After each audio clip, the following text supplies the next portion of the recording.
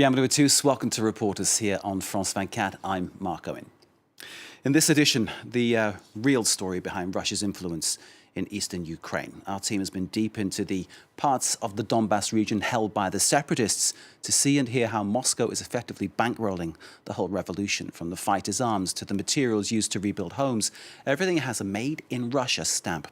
Officially, there is no Russian involvement in Donbass and the uprising, and the calls to pull away from Kiev come from the people. But the real story is different, and as our team found, there are those insiders who are ready to twist the truth to fit their own narrative. Our report is from Elena Voloshin. A group of fighters from the self-proclaimed Donetsk People's Republic, or DPR, patrol the front line at dawn.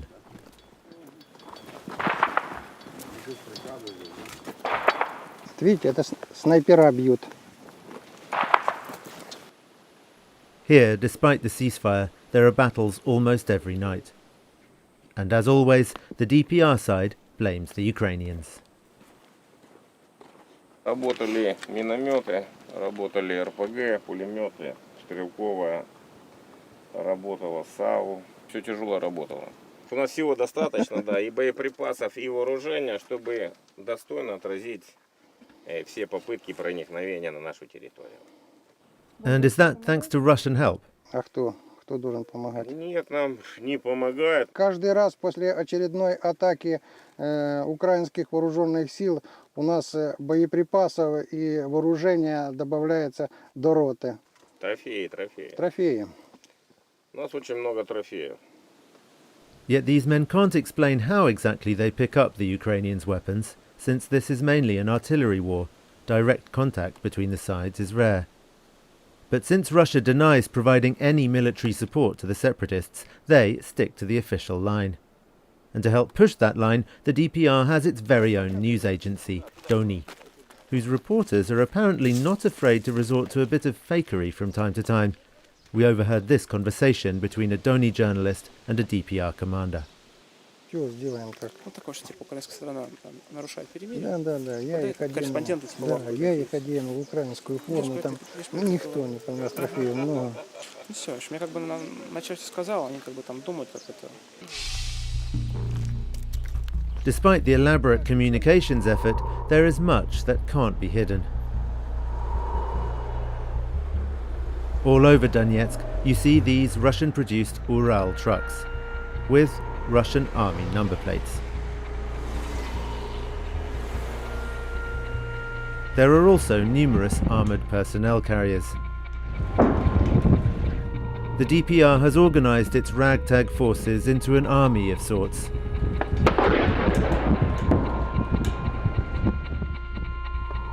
It's 50,000 strong, according to the separatist authorities.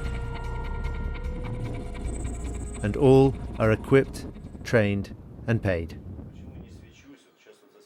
When the war started, these men joined a volunteer battalion called Vostok.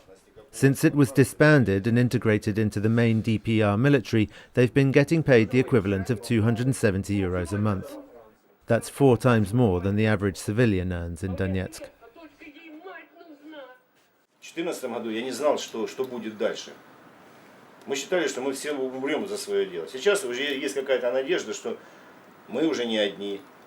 Нас уже начинает кто-то поддерживать. Мы организовались в армию. У нас есть техника. Ну, я имею в виду Уралы, машины, там вот это вот. Какая-то легкая бронетехника есть. Оружие нам поставляется уже нормально. Не то, что подобрали у кого-то с охотничьими ружьями, бегали раньше. И с дубинами. Вот в этом польза всей структуризации. То есть мы становимся государством. According to various sources, this military restructuring started in late 2014. But on whose initiative? In Donetsk, no one talks openly about Russia's role. We managed to persuade one fighter to explain it to us, but only under conditions of strict anonymity. Стало понятно, что так как есть, это невозможно. Не могут воевать эффективно там порядка 20 разных подразделений. Это же народный бунт, это народ не армия. Армию надо строить, армию надо дисциплинировать, надо создавать. Самое верховное командование, которое решает эти процессы, оно русское. Его столько, сколько нужно. Я знаю, там это исчисляется десятками или сотнями человек, это много не надо. Они везде и нигде.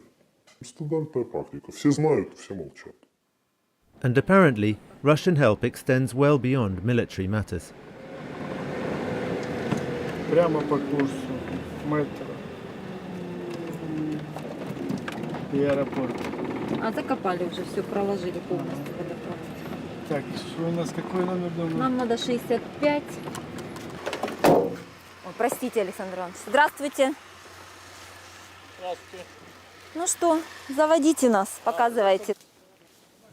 2 or 3 times a week, members of this commission visit war-damaged areas.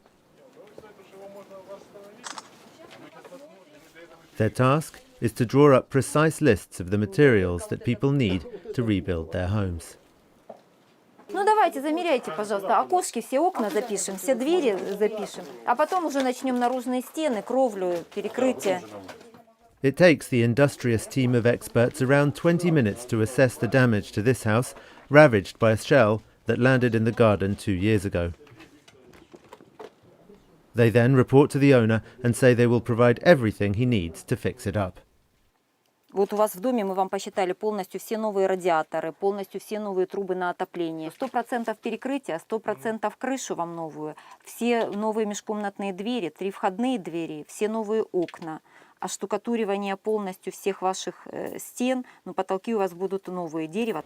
They've promised to repair some 3,700 houses. But how can the DPR afford all this? At this school, reconstruction work is in full swing. Denis Murinets, who runs the biggest construction firm in Donetsk, has just taken delivery of a shipment of brand new windows from Russia. Данный материал везется в полном объеме и в очень масштабном объеме с Российской Федерации. Это не фурами даже, а целый железнодорожный состав едет. Если, например, это идет как сыпучий материал, то это их привозят, их везут машинами, автомобилями. То есть везут не по 1-2 тонны, а 100 тонн, 200 тонн, 300 тонн, то есть огромными масштабами. Нельзя прям привязаться к определенным цифрам. Поэтому Россия постоянно довозит и увеличивает фонд поставки материала. But who is paying for this massive reconstruction program? According to the DPR's construction ministry, the paperwork is all centralized at a Donetsk-based company called Trest Donbass Stroy. It sends orders to Russia and then receives and distributes the cargoes. But its director refused our requests for an interview. So we went to Denis Murinets' office and asked him about the funding. He reacted awkwardly. Я понимаю, что да, можно с нами об этом переговорить, но я не думаю, что это надо той стороне, которая это все финансирует. Есть восстановление, мы восстанавливаем.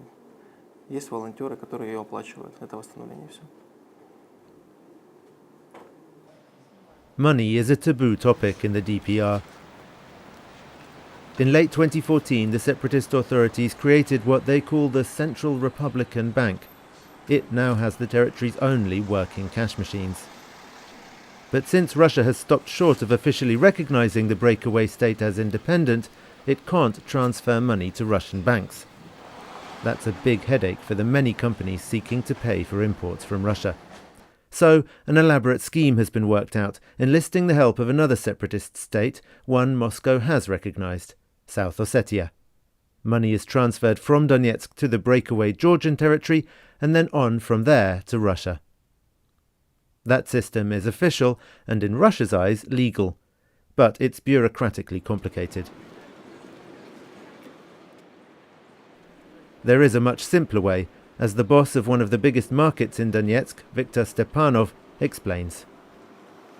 Чтобы люди не возили деньги, как говорится, в сумках, то сделана нормальная банковская система. У нас есть общество НКО, Национальное кредитное общество. Мы на него вложим деньги, там получаем в России. Российская компания, с кем ты работаешь, она должна открыть в этом НКО счет. Вот в чем вся пока трудность. И поэтому многие российские компании боятся. The situation has taken its toll on business. Activity at this market has fallen by 90% since the war started.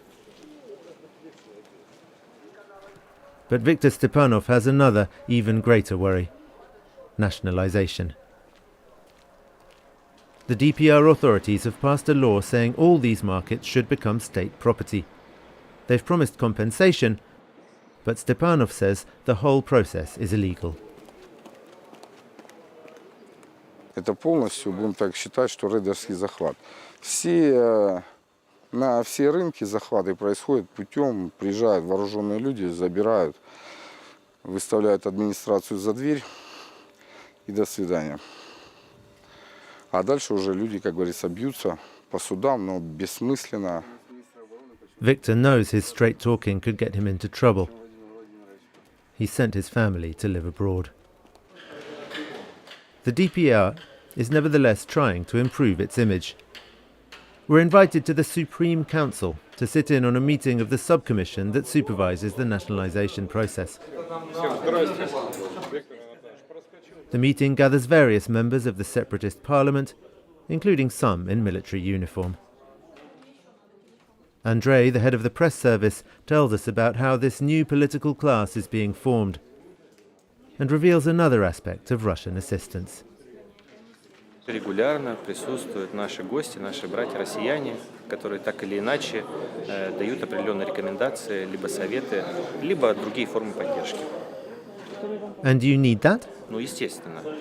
В таких условиях, в которых мы находимся, без поддержки мы бы вряд ли бы выжили. While we're filming, none of the more difficult questions, such as the market owner's complaints, is discussed. At the end of the session, the Commission chairman is signing some documents, so we ask him about the purpose of the nationalization campaign. Те благодетели, которые помогают нашей республике, они не резиновые. Могут деньги эти закончиться. В конце концов, мы должны сами себя запустить. Мы же не можем быть дармоедами и сидеть у кого-то на шее. Вот для этого мы создаем необходимые законы и стараемся запустить наши предприятия, чтобы создать свой бюджет и уже не зависеть ни от кого. He talks openly about unnamed benefactors, but the DPR's finance ministry won't even go that far. It told us by email that the budget was funded entirely by local taxes and charges. To many in Donetsk it's an open secret, but at the official level the veil of secrecy remains firmly in place over Russia's alleged military, financial and political support for the DPR. Our reporter Elena Voloshin is here in the studio. Elena, thank you so much for your report. Who is really providing the weapons for the DPR fighters then? Is it actually Russia?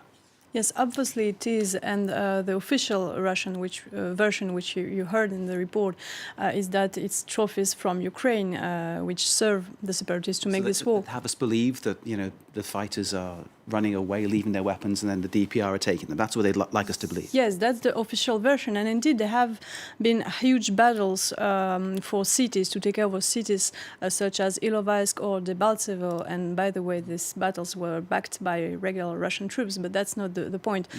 When the separatists enter these cities, they indeed find a lot of artillery and weapons and equipment and bulletproof jackets, but everything is very damaged, because you can imagine how damaged it is after the Ukrainians lost the battles. Everything's burned.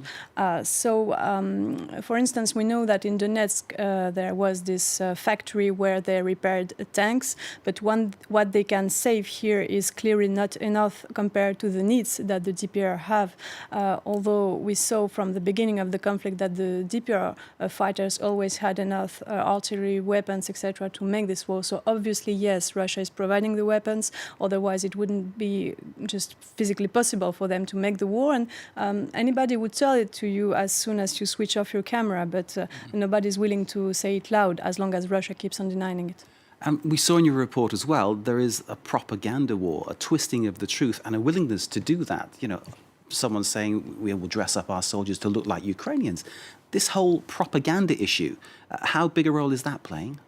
it's a big role in this conflict. And I think that if there wasn't such a huge propaganda, this war simply wouldn't happen, because at the beginning, propaganda pushed all the people of Donetsk to demonstrate against what they called Ukrainian fascists, who came to kill them because they supported Russia. That's what Russian propaganda told them. And as the war went on, the initial truth was really hard to find out, because daily these people, they see Ukrainian bombs falling on their house and killing their people. So they blame Ukraine, and they think that Russia is helping them to fight against. So the people have wholly accepted this propaganda as truth. Yes, because they just have no idea of how these reports are made. And I can tell that Russian state TV, which is still working in the Donbass, I saw them working, and they are using just the same methods that you saw in this report. So this underlines the importance of this report that you have done. Can you tell us more about the influence of Russia in Donetsk? Donetsk, effectively now, it's a Russian city, isn't it? Yeah. Well, technically, no, it's not a Russian city, because... Technically, but realistically...